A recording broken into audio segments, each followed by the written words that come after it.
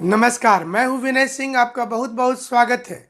झारखंड में नई वैकेंसी को लेकर कयास लगाए जा रहे हैं और नई वैकेंसी आने की संभावना भी बढ़ गई है। लेकिन हम आपको ये भी बता दें कि सरकार नई वैकेंसी तो लाए, लेकिन उसके साथ साथ जो वैकेंसी रुकी हुई है, जो रिजल्ट रुका हुआ है, उसे जल्द से जल्द प्रकाशित करे। ये प्राथमिकता में होनी चाहिए। जो एग्ज़ाम इस वक्त में होने वाली है उसे लिया जाए, जो एग्ज़ाम लेने वाली है सरकार उसकी अनाउंसमेंट की जाए या संभावना भी बताई जाए। लेकिन उसके साथ जो रिजल्ट वर्षों से रुका हुआ है, महीनों से रुका हुआ है, स्टूडेंट परेशान है, उन तमाम रिजल्ट को सरकार को पहले निकालने पर विचार कर लेना चाहिए। इस वक्त में अगर देखा जाए तो झारखंड सरकार के पास कई ऐसी नियुक्ति है जो फंसी हुई है। मसलन पंचायत सचिव की नियुक्ति कई वर्षों से फंसी हुई है। Civil court Ranchi, civil court दूसरे जिले की नियुक्ति कई वर्षों से फंसी हुई है। सिविल कोर्ट का एक रिजल्ट भी अवेटेड है और सिविल कोर्ट में एक जो इंटरव्यू के आधार पर कुछ 3 और 4th ग्रेड वाले की कुछ वैकेंसी आई थी, खास करके 4th ग्रेड की, उसके लिए भी स्टूडेंट इंतजार में। इसे भी पहले पूरा कर लेना चाहिए। इसके साथ साथ जो द्वितीय मेधा सूची सिपाही बहाली वाले स्टूडेंट्स को लेकर के जो 2500 विद्यार्थी इस समय में मोरहाबादी मैदान रांची में आंदोलन कर रहे हैं, उनके लिए सरकार को सोचना चाहिए। उसके लिए जल्द से जल्द रिजल्ट निकाल देना चाहिए, क्योंकि द्वितीय मेधा सूची की जानकारी विज्ञापन संख्या में भी दिया हुआ है, इसलिए इसे जरूर से प्रकाशित कर देना चाहिए। और जब नए अध्यक्ष बनाए गए थे जेएसएससी के और जेपीएससी के, तो प्राथमिकता में बताया गया था कि जो रिजल्ट अवेटेड है, जो रिजल्ट रुकी हुई है बहुत दिनों से, इसे सरकार पहले पूरा करेगी। और इसी कड़ी में जेल कारा ड्राइवर के जो पद थे, चालक के जो पद थे, इसके भी कई वैकेंसी रुके हुए हैं। एग्ज़ाम लिखकर स्टूडेंट परेशान है। ये ऐसे वैकेंसी हैं जिसकी परीक्षा हो गई है, रिजल्ट इंतजार में खड़े हैं। कुछ ऐसे वैकेंसी भी हैं जिसके डॉक्यूमेंट्स वेरिफिकेशन हो चुके हैं और तमाम लोग इंतजार में हैं कि उनकी नियुक्ति अब कब होगी। उस नियुक्ति के इंतजार में देखते ही देखते कई महीने बीत गए हैं। सरकार को प्राथमिकता के हिसाब से अब काम करना होगा। इसी प्रकार से जो 2016 में जेटेड पास आउट हैं, उन्हें अभी तक किसी प्रकार का कोई मौका नहीं मिलना।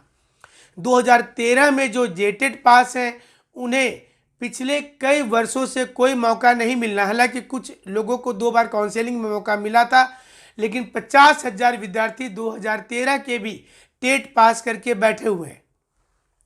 सरकार को इस समय में प्राथमिकता के आधार पर ऐसे स्टूडेंट्स के बारे में सोचना चाहिए जो 7-8 वर्षों से बैठे हुए हैं परीक्षा पास करके। वहीं नया जेटेट की तैयारी कर लेनी चाहिए और इसके लिए 2021 का डेट प्रकाशित कर देना चाहिए, ताकि उस तिथि को स्टूडेंट जो है परीक्षा के लिए तैयार हो जाए। इसी प्रकार से जेपीएससी के कई परीक्षा पूर्व में प्रोफेसर वाली और एग्रीकल्चर वाली कैंसिल की गई है, उसका डेट निकाल देना चाहिए। जेपीएससी की जो रुकी हुई परीक्षा वो लिया जाए। नई परीक्षा सरकार को लेना है, लेकिन उसके पहले सरकार को ये कोशिश करनी पड़ेगी कि जो परीक्षा लिख करके इंतजार में स्टूडेंट खड़े हैं, उनका पहले ध्यान दिया जाए, उनके ऊपर विचार किया जाए। चूँकि वो 2-2, 3-3 साल से, कहीं कहीं पर 4 साल से, 5 साल से वो इंतजार में है। इसके बाद अब आते हैं जेपीएससी के ऊपर और जेएसएससी सीजीएल। ये एक ऐसी परीक्षा है जिसमें बहुत बड़ी संख्या में लोगों ने फॉर्म भरा है जेएसएससी सीजीएल में। और जेएसएससी सीजीएल एग्ज़ाम को लेकर के सरकार अभी तक चुप है। यानी कि पुरानी सरकार में कुछ दिक्कतें आई, फिर कैंसिल हुआ, फिर नई सरकार आई, डेट निकाला, फिर कैंसिल हुआ। तो ये मतलब पोस्टपोन्ड किया गया, कैंसिल नहीं किया गया, पोस्टपोन्ड किया गया है। और आगे ये परीक्षा कब होगी ये जानकारी नहीं मिल रही है, ना ही स्टूडेंट को पता है, ना ही आयोग को पता है। क्योंकि ये मामला अब बोला जा रहा है कि सोनी कुमारी का जजमेंट जब सुप्रीम कोर्ट से आ जाएगा उसके बाद ही किया जाएगा। लेकिन तब तक बहुत देर हो जाएगी। इसलिए सरकार को ये चाहिए कि ये सारी परीक्षा को ले लेना चाहिए, क्योंकि अब इंतजार स्टूडेंट्स करने वाले नहीं दिख रहे हैं। वहीं दूसरी ओर जेपीएससी को लेकर के सबसे ज़्यादा सीरियसनेस दिख रहा है। हालांकि हाईकोर्ट में अभी तक छठी जेपीएससी का मामला का एंड नहीं हुआ है। सारे मामले से होते हुए अब हिंदी अंग्रेजी का मामला आकर के लटक गया है। हिंदी अंग्रेजी में हाईकोर्ट ने जेपीएससी से पूछा है कि आप ये बताइए कि जब आपने विज्ञापन में हिंदी और अंग्रेजी के बारे में कहा था कि ये सिर्फ और सिर्फ क्वालिफाइंग रहेगा, मेरिट लिस्ट पर इसका कोई एडवर्सली इफेक्ट नहीं पड़ेगा, तो फिर मेरिट लिस्ट में इसे क्यों जोड़ा गया? क्या ये दिक्कत वाली बात नहीं होगी? इंडिविजुअल कटअप पर भी बात हुई मेंस एग्जाम में। इसमें हालांकि जेपीएससी ने कहा है कि पूर्व में भी इंडिविजुअल कटअप की कहीं बातचीत नहीं थी और इसलिए इस एग्ज़ाम को वो क्लियर किए हैं। इसलिए इंडिविजुअल कटअप वाले मामले पर जेपीएससी में जो भी छात्र का इस बार चयन हुआ है वो सेफ है, क्योंकि टोटल पूर्णांक को देखा गया और इसी आधार पर जेपीएससी ने कहा है कि वो कोई गलती नहीं किए हैं, क्योंकि ये उनका जो नियमावली है उसके अनुरूप काम हुआ है। लेकिन हिंदी अंग्रेजी के मुद्दे पर अब जवाब देना पड़ेगा जेपीएससी को कि क्या इसे मेरिट लिस्ट में शामिल करना चाहिए था। हालांकि जेपीएससी ने विज्ञापन के आधार पर यह बताने की कोशिश की थी पिछली बार हाईकोर्ट में। अगली सुनवाई तो 8 जनवरी को होगी, लेकिन पिछली बार हाईकोर्ट में बताने की कोशिश की थी कि विज्ञापन में 2 चीज़ें लिखी हुई थी। एक कि मेरिट पर हिंदी अंग्रेजी का एडवर्सली इफेक्ट नहीं पड़ेगा और दूसरा कि कुल पूर्णांक 1050 मुख्य परीक्षा का होगा। ऐसे में ये कैसे हुआ ये आपको समझना पड़ेगा। मतलब जेपीएससी की कहाँ पर फॉल्ट है। तो जेपीएससी यहाँ पर टेक्निकल ग्राउंड खोजी है कि उसने एक साइड में कुल पूर्णांक भी लिख दिया था और कुल पूर्णांक हो सकता है कि भूलवश लिखा गया हो, लेकिन अब जेपीएससी इसे आधार बना करके कोर्ट में प्रस्तुत कर रही है कि कुल पूर्णांक जो लिखे थे वो 1050 लिखे थे, जिसमें 200 नंबर का 4 जनरल स्टडी का पेपर था, 150 नंबर का क्षेत्रीय भाषा का पेपर था और 100 नंबर का हिंदी अंग्रेजी था। तो ऐसे में 1050 होता है। और साथ ही ये भी लिखा हुआ है कि मेरिट लिस्ट में हिंदी अंग्रेजी का कोई भी इफेक्ट नहीं पड़ेगा। तो स्टूडेंट को इसी से सबसे ज़्यादा दुविधा है, सबसे ज़्यादा परेशानी भी इसी लाइन से हुई है। तो अब ये उम्मीद की जा रही है कि जेपीएससी 8 जनवरी को ठोस जवाब लेकर के जाएगी और इस बीच में जो समय मिल रहा है इसमें लीगल एक्सपर्ट्स की राय लिया जाएगा। एक एडवोकेट जनरल के साथ दूसरे वकील भी बैठेंगे, जेपीएससी के पदाधिकारी रहेंगे और सरकार के भी प्रतिनिधि रहेंगे। ये एक बहुत कॉन्फिडेंशियल बैठक होगी और इसमें ये चर्चा की जाएगी कि जेपीएससी किस प्रकार से इसे अपनी बात को वहाँ रख पाए।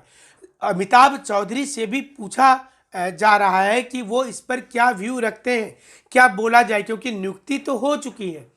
अब नियुक्ति वापस लेने का मतलब सरकार का डिफीट दिखेगा, इसलिए क्योंकि आपको याद होगा कि नियुक्ति के पहले ये फाइल कार्मिक विभाग को जाता है और वहाँ से मुख्यमंत्री के पास भी पहुँचता है। मुख्यमंत्री ने समय लेकर विधि विभाग से सभी प्रकार का विचार विमर्श करने के बाद ही इसे हरी झंडी दी थी, इसे स्वीकृति दी थी और इसके बाद ही तय हुआ कि एग्ज़ाम कैसे होगा। अब सवाल ये उठता है कि 7वीं जेपीएससी में एग्ज़ाम के पैटर्न पर बदलाव होगा या नहीं होगा, ये छठी जेपीएससी से पता चल जाएगा। 8 जनवरी को बहुत महत्वपूर्ण सुनवाई होगी, क्योंकि इस दिन अगर हाईकोर्ट हिंदी अंग्रेजी के मामले पर जेपीएससी का पक्ष सुन करके संतुष्ट हो जाती है तो दिक्कत ही समाप्त हो जाएगा। अब जेपीएससी चाहेगी कि वो 7वीं, 8वीं और 9वीं जेपीएससी में इस प्रकार के दुविधा और इस प्रकार का समस्या में नहीं फंसे और इसे आगे लेकर के चले, इसलिए ही ये काम किया जाएगा। सूचना ये भी आ रही है कि झारखंड लोक सेवा आयोग इस समय में जो हाई लेवल कमेटी की रिपोर्ट आई है उस पर विचार विमर्श किया जा रहा है। रिजर्वेशन वाले मुद्दे पर सब कुछ स्पष्ट हो चुका है। अब उसमें किसी प्रकार की दिक्कत नहीं आएगी 7वीं, 8वीं, 9वीं जेपीएससी में, यानी कि प्रारंभिक परीक्षा से ही रिजर्वेशन के फॉर्मूले को तय किया जा रहा है क्या कट ऑफ होगा, कितने स्कोर पर लिया जा सकता है, इसे क्लियर कर दिया गया है। दूसरा कि अगर रैंक अच्छा आता है किसी SC ST का और जनरल में चले जाते हैं तो क्या इसके बाद उन्हें SC ST के लिहाज से रैंक बंटवारा होगा या जनरल के हिसाब से होगा, ये भी इस बार नियमावली में स्पष्ट तौर पर लिखा जाएगा। अभी तक जो जानकारी मिल रही है इसमें हिंदी अंग्रेजी को क्वालिफाइंग रखने पर ही विचार किया जा रहा है, यानी कि उसे क्वालिफाइंग ही रखा जाएगा, उसे मेरिट में नहीं जोड़ा जाएगा, जो संभवतः नज़र आ रहा है। ऐसे में JPSC पहले नियमावली प्रकाशित करना नहीं चाहती है। अगर वो पहले नियमावली प्रकाशित कर देगी तो हाईकोर्ट में उसका पक्ष कमज़ोर हो सकता है। इससे निपटने के लिए पहले हाईकोर्ट में इसे अपनी ओर से दलील दी जाएगी। हाईकोर्ट से जब मामला क्लियर हो जाएगा छठी JPSC का, तब वो स्पष्ट तौर पर नियमावली में बताएगी कि ये चीज़ें इस बार रहेगी। तो ये देखना पड़ेगा कि JPSC कितना इम्पोर्टेंट समझती है स्टूडेंट्स के भविष्य को। अब सवाल ये उठता है कि क्या जनवरी महीने में सरकार जो रिजल्ट बची हुई है, जिसमें पंचायत सचिव हैं, सिविल कोर्ट के अभ्यर्थी हैं, सिपाही की द्वितीय मेधा सूची वाले अभ्यर्थी शामिल हैं और कारागार चालक जो थे उनकी जो वैकेंसी फंसी हुई थी, इसके अलावा जो एग्ज़ाम होने वाले थे कोर्ट के, क्या वो एग्ज़ाम होंगे? जो JPSC से परीक्षा रुकी हुई है क्या वो होगी और JSSC वाली होगी? जनवरी में हर स्टूडेंट्स की उम्मीद है कि सरकार के स्तर से कोई ना कोई निष्कर्ष जरूर निकलेगा और इनका इस बार में निश्चित रूप से मतलब एक ब्राइट फ्यूचर जो होगा नए साल में वो मिलेगा जरूर। हालांकि ऐसा आश्वासन सरकार ने कई बार दिया है कि 24,000 वैकेंसी ला रहे हैं, 30,000 ला रहे हैं, 35,000 ला रहे हैं। इसी प्रकार से जो लोग टीचर की तैयारी कर रहे हैं, जेटेड पास करके बैठे हैं, वो लोकसभा में भी प्रश्न उठता है तो खुश हो जाते हैं कि चलो 97,000 सीट जो है वो खाली है। रेशियो जो RTI के द्वारा रेशियो की बात की जाती है, CBSE की रेशियो की बात की जाती है, ये सब कुछ खुश होने के लिए काफ़ी होता है कि एक क्या अनुपात होना चाहिए, 33 स्टूडेंट्स पर एक टीचर होना चाहिए। लेकिन ये तो कई वर्षों से है, सरकार कहाँ इस प्रकार के रेशियो को मानती है और समीक्षा बैठक तो कर लेती है, न्यूज़पेपर में प्रकाशित भी हो जाता है। स्टूडेंट्स थोड़े दिन के लिए खुश हो जाते हैं और 1-2 महीना बीत जाने के बाद उन्हें फिर से लगता है कि कोई नया न्यूज़ तो आ जाए हमारे बारे में।